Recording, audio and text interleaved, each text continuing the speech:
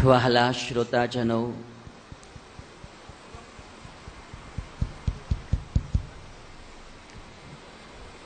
શ્રી સ્વામિનારાયણ સત્સંગ સમાજ ધનબાદ દ્વારા આયોજિત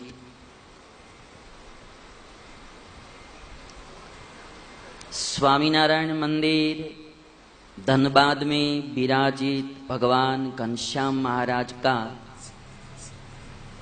30वां पाटोत्सव हम मना रहे हैं।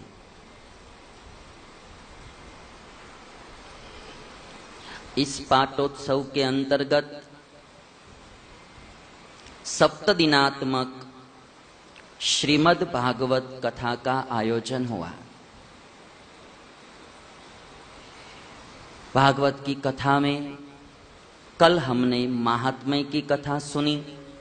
अब हम प्रवेश करते हैं प्रथम स्कंद में। व्यास प्रभु प्रथम स्कंद की शुरुआत मंगलाचरण से करते हैं। व्यास प्रभु बोलते हैं, जन्माद्यस्य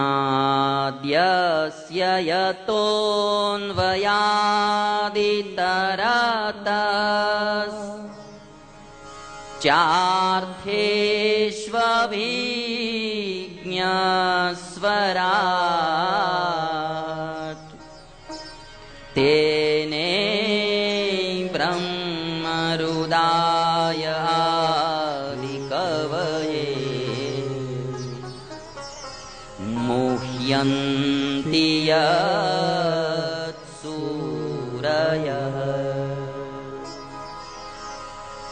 तेजो वारिमृदां यथा विनिमयो यत्र त्रिसर्गो मृष्या धाम्ना स्वेन निरस्तकुहकम् सत्यं परं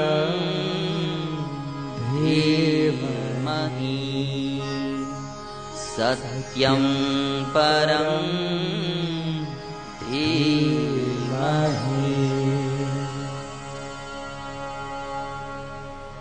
व्यास प्रभु कहते हैं कि सत्यम परम धीमहि, जो सत्य स्वरूप परमात्मा है उनका हम ध्यान धरते हैं। व्यास प्रभु ने कोई अवतार का नाम नहीं लिखा है, केवल इतना कहा सत्यम परम धीमहि, जो सत्य स्वरूप परमात्मा है उनका हम ध्यान धरते हैं। वे भगवान कैसे?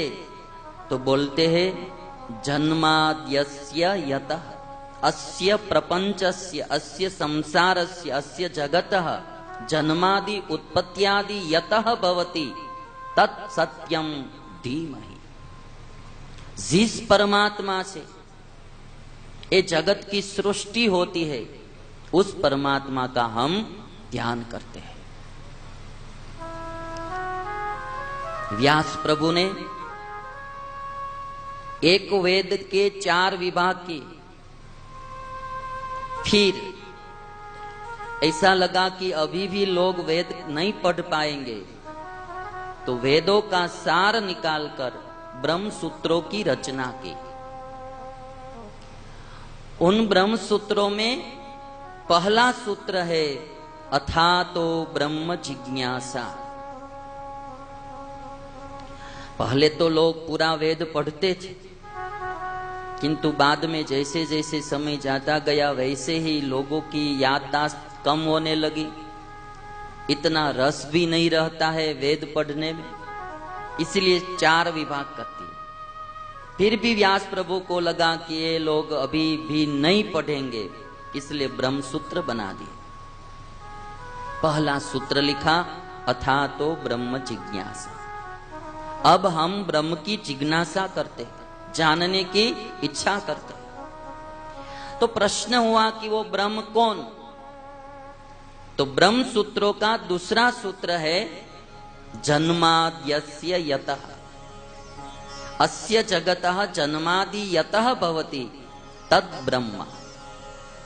जो व्यास सूत्र ने में दूसरा सूत्र है जन्माद्यस्य यतः, वही पूरा सूत्र व्यास भगवान ने भागवत के प्रथम श्लोक के प्रथम पाद में लिख दिया। जन्माद्यस्य यतोन्वयादि तरतः। एक ही लक्षण बताया भगवान का, ये पूरे जगत के कर्ता भगवान है। जो कुछ हो रहा है वो भगवान की इच्छा से हो रहा है। ये पूरी दुनिया जो चल रही है वो भगवान से चल रही है। हम सब तो निमित्त मात्र है, करने वाले और कराने वाले तो भगवान। इस दुनिया का कर्ता एक भगवान है। उन भगवान को मैं स्मरण करता हूं, उन भगवान को मैं वंदन करता हूं। और हमारी उपनिषद श्रुति भी बोलती है, यतो वा इमानि भूतानि जायन्ते येन जातानि जीवन्ति यत् प्रयन्त्यभिसंविशन्ति तद ब्रह्म तद विजिज्ञासस्व। जिससे परमात्मा से सृष्टि होती है वही परमात्मा ब्रह्म है। इस श्रुति के आधार पर अद्वैत मत आया, जिससे सृष्टि होती है वह ब्रह्म है। तो ब्रह्म कारण हुआ, वो कौन सा कारण है, निमित्त कारण है या उपादान कारण है, वह चर्चा में अद्वैत मत आया, द्वैत मत आया, विशिष्टाद्वैत मत आया। ये सब मतों का प्रारंभ ये श्रुति के आधार पर हुआ। व्यास प्रभु ने इतना ही कहा कि जिससे सृष्टि होती है वह भगवान है। हम सब मानते हैं कि मैंने यह किया, मैंने यह किया, मैंने यह किया। यदि हम में शक्ति भगवान नहीं रखते तो हम कुछ भी नहीं कर सकते। इसलिए भगवान स्वामीनारायण ने तो कहा, मारी मर्जी विना रे कोई थी तरनो न तोड़ा। मेरी इच्छा के बिना एक छोटा सा तृण भी नहीं हिल पाता है, वह भगवान है। यदि आदमी जो सोचता है वही होता, तब तो कोई कोई के हाथ में नहीं रहता। सबकी इच्छाएं तो बड़ी बड़ी होती है, किंतु कोई नियंत्रण करने वाला ऊपर बैठा है। और बाद में व्यास प्रभु ने कहा कि जो भागवत है वो एक पक्का हुआ फल है, और निगम वृक्ष है, वेद वृक्ष है, और वेद वृक्ष का पका हुआ फल यह भागवत है।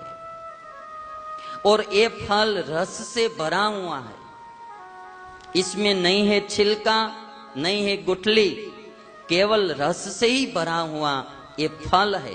वेद का फल भागवत है, इसीलिए ये फल का पान करना चाहिए। रस से भरा है इसलिए खाना नहीं है, पीना है, भागवत को पीना है। और व्यास प्रभु दूसरे श्लोक में लिखते हैं, निगम कल्पतरोर्गलितं फलं शुकमुखादमृत द्रव संयुतं।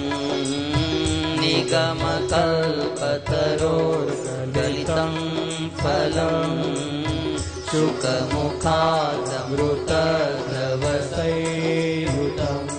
हे पिबत भागवतं रसमालयं मुहुरहो रसिका भुवि भावुका। पिबत भागवतं रसमालयं मुहुरहो रसिका भुवि भावुका। हे पिबत भागवतं रसमालयं मुहुरहो रसिका भुवि भावुका। पिबत भागवतं रसमालयं मुहुरहो रसिका भुवि भावुका। या व्यास प्रभु कहते हैं कि रस से भरा हुआ ये फल है, भावुक रसिक जन इसका पान करें। और अब कथा की शुरुआत करते हैं। नैमिषारण्य क्षेत्र में शौनकादिक मुनियों ने सुत पुराणी से पूछा है कि आजकल कलयुग में इंसान की आयु कम होती चली जा रही है, तो कम आयु में हमारा कल्याण कैसे हो, हमारा श्रेय कैसे हो, वो हमको उपाय बताइए। जब शौनक ने पूछा कि अब आयु कम होती जा रही है, ऐसा कहा जाता है कि सतयुग में मनुष्य की आयु 1,00,000 वर्ष की थी। फिर जब त्रेता युग आया तो भगवान ने 1 शून्य पीछे से उड़ा दिया, 1,00,000 में से पीछे वाला 1 शून्य उड़ा दिया, तो 10,000 वर्ष की आयु रह गई। फिर जब द्वापर युग आया तो फिर भगवान ने 1 शून्य उड़ा दिया, तो द्वापर युग में 1,000 वर्ष की आयु रही। जब कलयुग आया तो भगवान ने फिर पीछे वाला 1 शून्य उड़ा दिया। इसलिए कलयुग में 100 वर्ष की आयु मनुष्य की कही जाती है। अब हम सबको भगवान से प्रार्थना करनी चाहिए कि मेरे प्यारे अब शून्य मत उड़ाना, नहीं तो 10 साल की हो जाएगी। और भागवत के 12 स्कंद के में कहा गया है कि जैसे ही कलयुग जाता जाएगा, चलता जाएगा, अंत में कलयुग के अंत में मनुष्य की आयु 20 से 30 वर्ष की हो जाएगी। आज कलयुग में 100 वर्ष की आयु है, किंतु अब 100 वर्ष कौन जिंदा रहते हैं? बस 80 साल की उम्र में मर जाते तो भी सब बोलते हैं कि वे बूढ़े थे, बुजुर्ग थे, उसमें कोई रोने की जरूरत नहीं है। अब 100 साल कौन जिंदा रहते? और जैसे ही समय जाता जाएगा व्यसन बढ़ते जा रहे हैं, जंक फूड, फास्ट फूड बढ़ता जा रहा है। और देखिए तो आप जो जो खाने की चीज आती है मिलावट वाली ही आती है, कोई शुद्ध खाने की चीज नहीं मिलती है। खेत में जो जो कुछ पकता है उसमें भी कितनी प्रकार की दवाइयां छिटकते हैं, कोई शुद्ध चीज खाने में नहीं मिलती है। और व्यसन, फैशन, टेंशन वो हमारी आयु को खत्म कर देते हैं। इसलिए जैसे ही कलयुग चलता जाएगा ऐसे ही आयुष कम होती जाएगी। तो शौनक मुनि नैमिषारण्य क्षेत्र में भागवत की शुरुआत में यही प्रश्न पूछते हैं कि कम आयु में हमारा कल्याण कैसे हो। और भगवान ने अवतार लेकर जो जो चरित्र किए हैं वो चरित्रों की कथा हमको सुनाई है। और धर्म के रक्षक भगवान श्री कृष्ण जब स्वधाम चले गए तब धर्म किसकी शरण में गए, धर्म कहां गया? और तब सुत पुराणी कहते हैं कि जो आपने धर्म की बात की तो सबसे पहले सुन लीजिए धर्म किसको कहते हैं।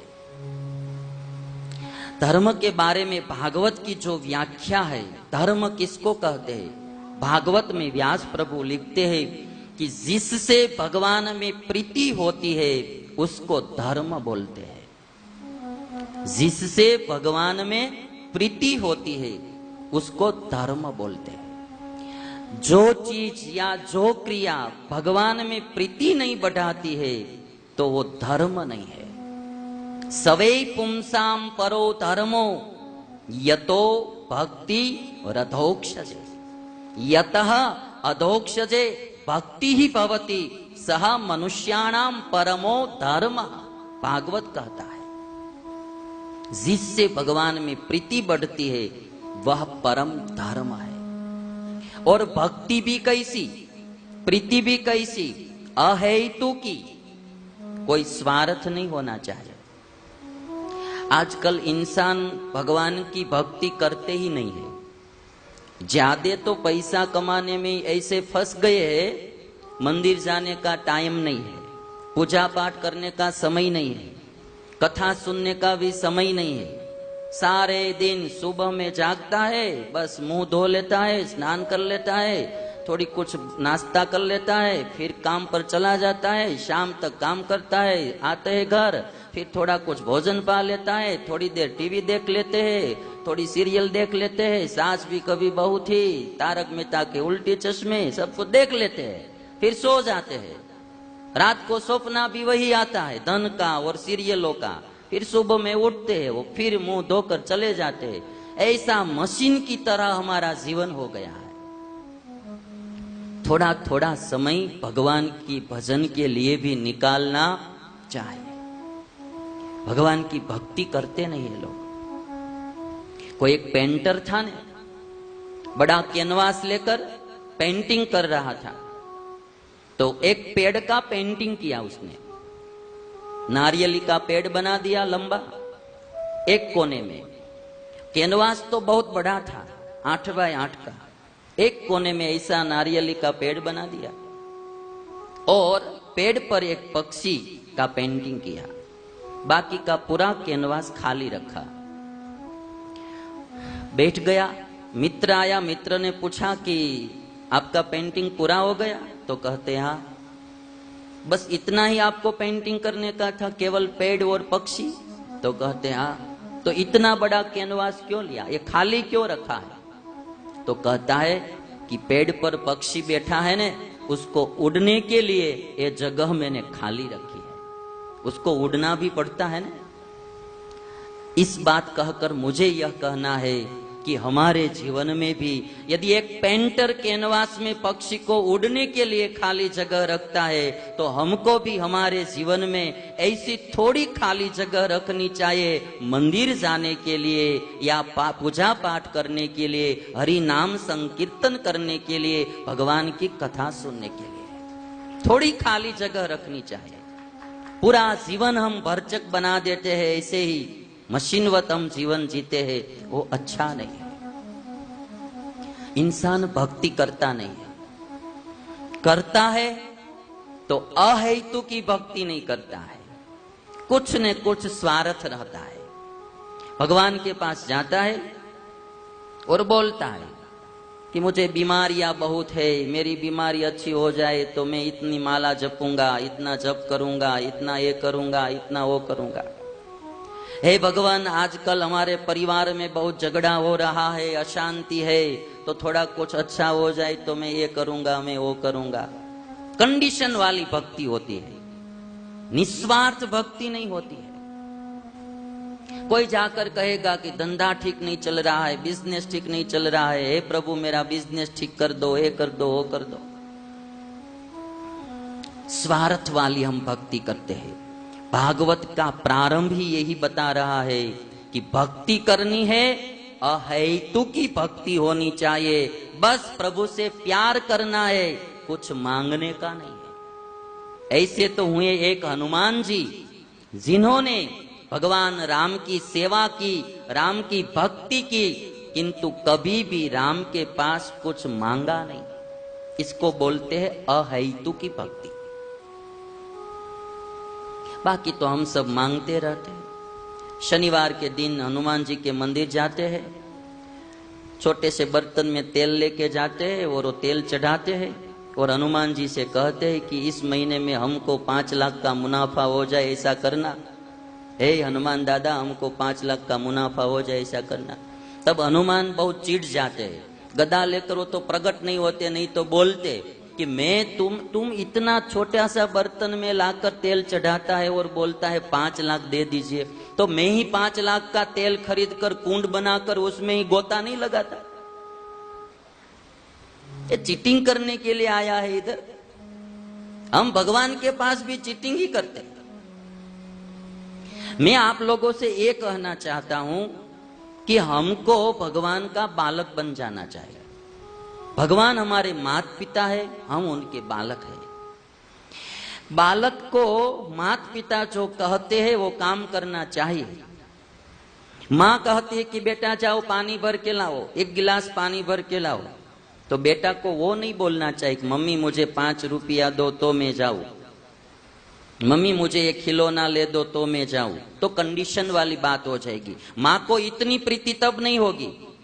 जब कभी माँ कोई काम देती है जब कभी कोई पिता आज्ञा करते हैं तो तुरंत ही वो काम कर देते हैं, और कभी भी कुछ काम भी नहीं किया है और पुत्र कहेगा कि पिताजी मुझे एक गाड़ी लेनी है, तो ले देंगे, क्योंकि आज्ञांकित पुत्र है। जैसे माता पिता कहते वैसे करते हैं तो प्रीति रहेगी, और पूरा माता पिता के पास जो कुछ है वो लड़के का ही होता है। कंडीशन नहीं करनी चाहिए। ऐसे ही परमात्मा से भक्ति में भी यही बात होनी चाहिए। हम भगवान के हैं, भगवान हमारे माता पिता है, बस भक्ति करते जाओ। कभी भी कोई ऐसा संकट आ जाए, कभी भी कोई दुख आ जाए जीवन में, तो भगवान के पास जाएंगे। केवल ऐसे ही हम खड़े रहेंगे ने तो भी वो सुन लेगा कि इसको कोई तकलीफ है या मुश्किल है।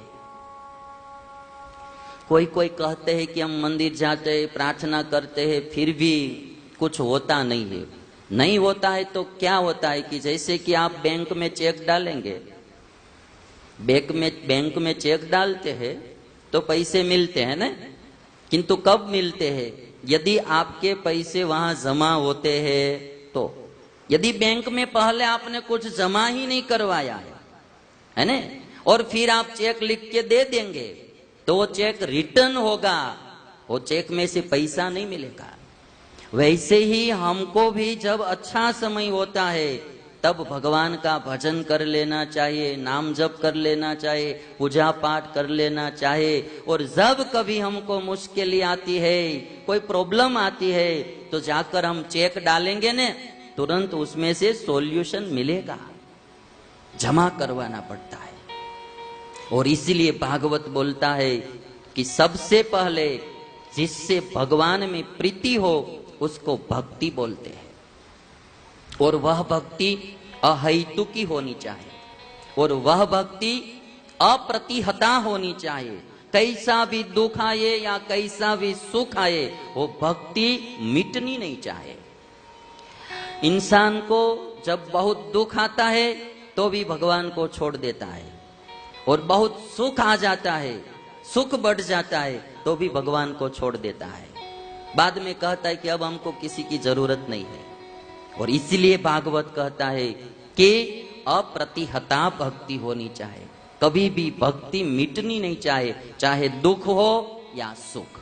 व्यास भगवान बोलते हैं, सवै पुंसां परो धर्मो यतो भक्तिरधोक्षते।